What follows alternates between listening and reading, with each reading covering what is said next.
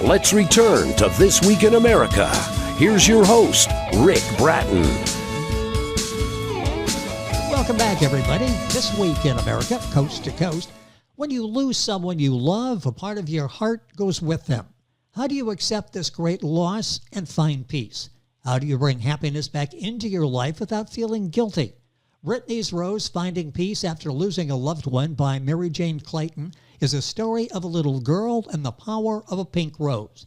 She will show you God's magic at work. It's a journey through heartbreak that you will find a way back to peace and happiness. The book is so impactful, and Mary Jane Clayton, our guest on the program, is a writer and illustrator who lives in Southern California with her children and grandchildren. She and her family enjoy the outdoors, enjoy a variety of activities reaching from the ocean to the mountains and the desert. She enjoys writing about real life experiences and how they change our perspective on life and influence our decision. She continues to share her story with others who are stuck in the grieving process in hopes of helping them find peace.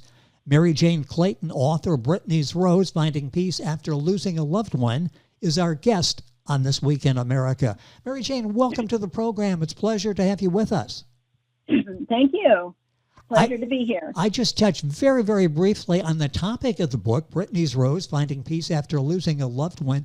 Tell us about the book and the story about Brittany. Okay.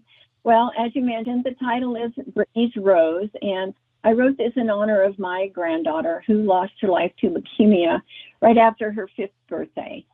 And because she loves pink roses so much, that's why I say it's a story of a little girl and the power of the pink rose. It's going to take you on a journey through the most difficult part of life we could ever have to face. This was devastating to our family, as you can imagine, or you may know yourself. After her passing, I read many books on grief, listened to many podcasts, had several readings, all searching for something just to grasp onto, something to just help me up and over that edge, because I was letting confusion and anger hold me back from finding peace. So I had to find a way to express what was going inside of me, and writing did this for me. So for 20 years, I wrote in my journal about things that most people would call a coincidence. But to me, they were messages from Brittany, because there was always a pink rose present. But interestingly, after 20 years, something said to me, go back and read what you've been writing all these years. I was quite surprised to see that the answers I'd been looking for were right there on the pages of my journal. Amazing. Yeah, I truly feel Brittany was leaving me these little messages by way of coincidences, if that's what you want to call them. And she was just waiting for me to just get it. I felt like she was saying, come on, Grandma, you just need to believe. So mixed in with some of the saddest words ever written are also words of hope and love. You'll read many stories about others who helped us through this difficult time, and I call these people our angels in disguise. You'll read stories about how God was there for us, even when we didn't know it. But looking back now, it just seems so clear. And I know there are a lot of books on grief, and many of them say similar things, that when someone asks me how my book was different, I had to think for a minute. So, like I said, I've read many books on this subject, trying to find an author that spoke to me, an author that gave me the comfort I was looking for. Because every author has their own voice. They have their own way of putting words together to express their thoughts. Some pull you in, some leave you. So my hope is that my voice will bring comfort to someone who has not yet found it. That's such a unique aspect of your book. Our guest on the program is Mary Jane Clayton. The book is Brittany's Rose, Finding Peace After Losing a Loved One. You'll find it at Amazon, Barnes & Noble, the publisher, readingglassbooks.com. All this on our website, thisweekinamerica.us. Because you went through this, that sort of sets you apart from some of the other books out there, and you went through that period of guilt, of anger, of asking why, all of those emotions that I think so many people go through. You faced that, and you came out a better person by having that journal and going back and rereading that journal. And I love the cover of the book. It's so reassuring and warm. Tell us about the cover and how you came up with the cover for the book, Brittany's Rose. Well, okay, the day before her first day of her new preschool, while my daughter and I were getting ready to take her shopping that day to get some new clothes, she went outside and picked 2 big pink roses from our neighbor's bush. And one was for her mom and one was for me. And when she came in, her hands were behind her back. And you could tell by the smile on her face. That smile you get when you have a surprise someone. I'll never forget. I can see that as you're describing that. I can see her doing that. Yes. And then she handed one to me and one to her mom. And that's where the picture comes of a little hand holding the rose. But the next morning, she woke up with a fever. My daughter took her to the doctor's. The doctor called an ambulance, and school began that morning, but not the school we imagined. It was more like the school of life. And by the next day, she was diagnosed with leukemia. Her dad was on the other side of the world in a war they called Desert Storm, and the Red Cross was able to find him and bring him home. And somehow the LA Times found out about this, and they wrote a half-a-page article titled "From Desert to Daughter's Side," and they had a picture of the family sitting around the hospital bed. And within only 2 months, we lost our little Brittany. So much happened in such a short time. It was pretty overwhelming. Well, it had to be. And going through that, and I'm so sorry for your loss and the memory as you're reading Brittany's Rose, you bring her to life, and that message, she's still with you and getting you through all the rough parts of your life. And to see a 5-year-old just beginning her life have that life taken away in such a brutal fashion as leukemia, I don't know how you recover, and it took you a while to get there, and that's what makes, I think, this book so relatable. Mary Jane Clayton's book, Brittany's Rose, Finding Peace After Losing a Loved One. What would be maybe one of the most important messages for people who read the book, or maybe listening to this program and thinking about it? What major message or messages would you like to give to them to get them through this period? Well, when you experience a tragic event, as most people do at some point in their life, I would say don't ask why, because there's no good answer. Hopefully your beliefs will get you through that. While I was writing this book, I tell you, the turning point for me is when I made the choice to believe in the unbelievable. This is what made me stop asking for proof that, what I was experiencing was real, because nobody on the face of this planet can prove that it is or it isn't. And once I began believing this way, it was easier to understand that these messages, understand the messages without the need for conscious reasoning, which I think we get stuck doing that sometimes. Yes. Yeah, so I would say trust your feelings. Don't overthink it. Just feel it and believe it. And once I did that, I had no need to question or justify my interpretation, because I truly felt I had become a part of a divine connection. And I truly mean that. It's interesting because there are people probably where you were when you started to believe in the unbelievable, where they thought maybe these coincidences, maybe they're significant, and then you're thinking no, because you're using your reasonable part of your brain, and it's like no, that can't be the case. And you've been there, and it helped you survive and thrive and get through this, and now share your message. Our guest is Mary Jane Clayton, the book published by readingglassbooks.com. You'll find the book there, as well as Amazon, Barnes & Noble, all the Google, all of the usual places. Links on our website, thisweekinamerica.us. You have a to-do list at the end of the book with a lot of really helpful tips, things that people can do to get through this process. Let's talk about some of those here, because they're very important. And I love the writing style. You tell the story, and then you go back and maybe summarize some of the key points and to-do lists. So you just don't lead the reader with, okay, they read the book, now it's up to them. You help us after you read the book to implement what you've discussed during the course of the book, Brittany's Rose. What are some of the main items on your to-do list? Well, I did feel it was important to end the book with something like this, because after you read a sad story, like, where do you go from there? How do you get past that? So, with every ending, there's a new beginning. And somebody said that to me once, and that's really true. I remember thinking that if I lived my life as a happy person again, Brittany might think I didn't care about her anymore. And that just broke my heart. Yes. So it took writing this book to understand that what makes our angels smile is seeing us enjoying life again. And that's hard to do, and it takes time maybe, but, when we smile, so do they. And I think that... Go ahead. No, I was just going to say, you said something that's, I think, so important there.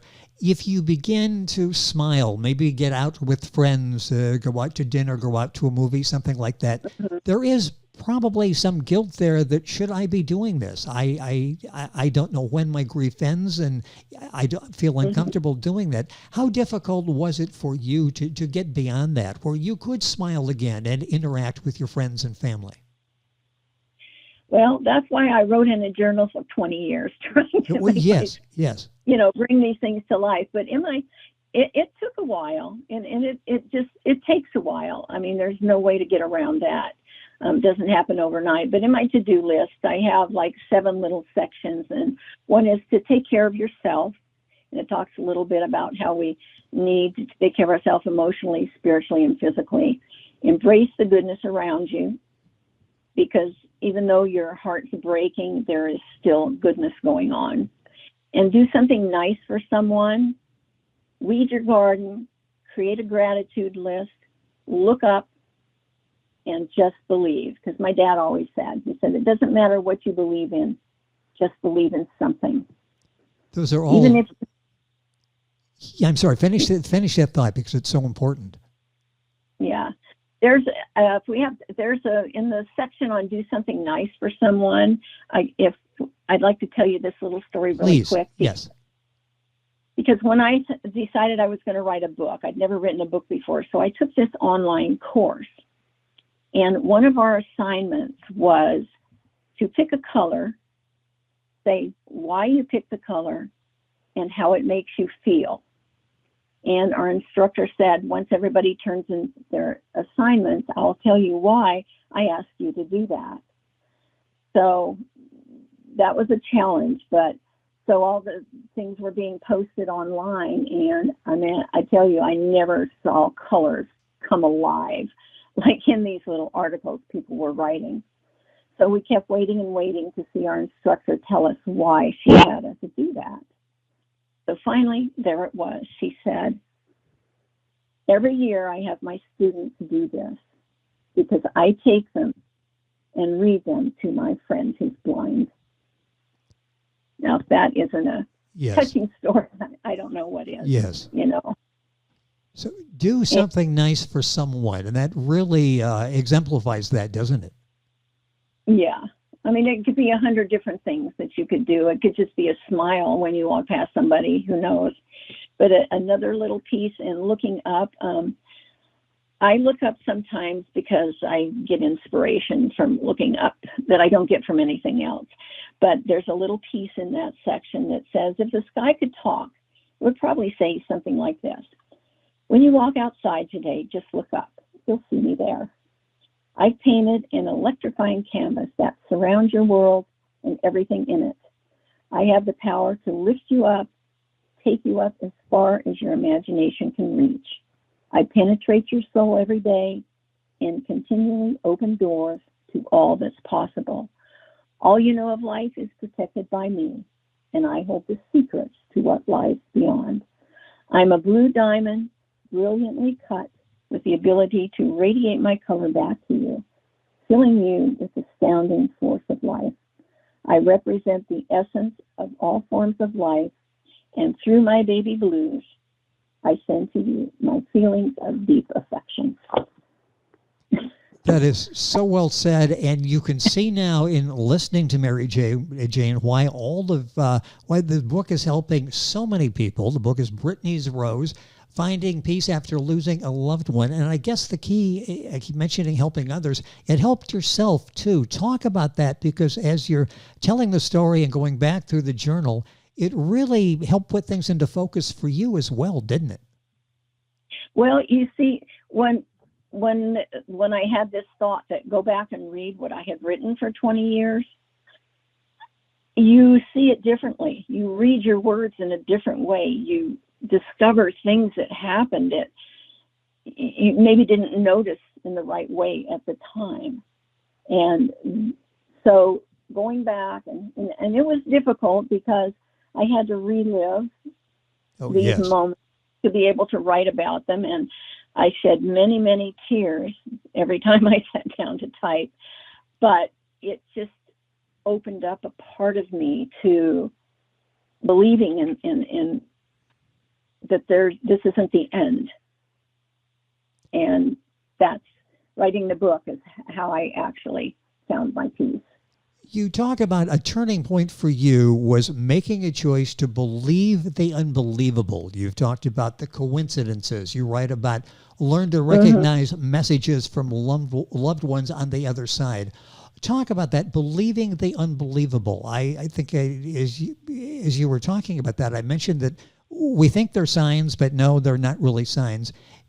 They are signs, aren't they? And these are things that we can grab a hold of and help us get through this period. Well, you just have to learn to think about it differently and not listen to other people that say, well, that was just a coincidence. Yes. Because in the beginning I did, but because it happened so often and the way that it happened, I think Brittany finally, like I said, she was just waiting for me to just get it. Grandma, you just need to believe. And that's really how I felt. And it just came to me, like I said, a divine connection. And to me, you have to believe that, because there's so much unknown about where we go when we die. Everybody looks at it in their own way, depending on how they were brought up or whatever, and it's just a choice you have to make, because nobody knows for sure. So who can tell you that how you see things and what you believe in isn't true?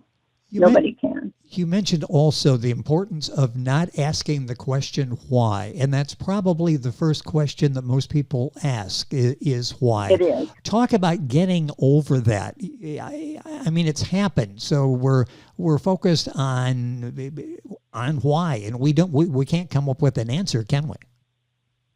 No, I don't think so, and that's why I said that's the first thing I would tell anybody. Don't ask why, because you will drive yourself crazy, And a lot of people just say, well, it was God's plan, but that's not comforting when a little child dies.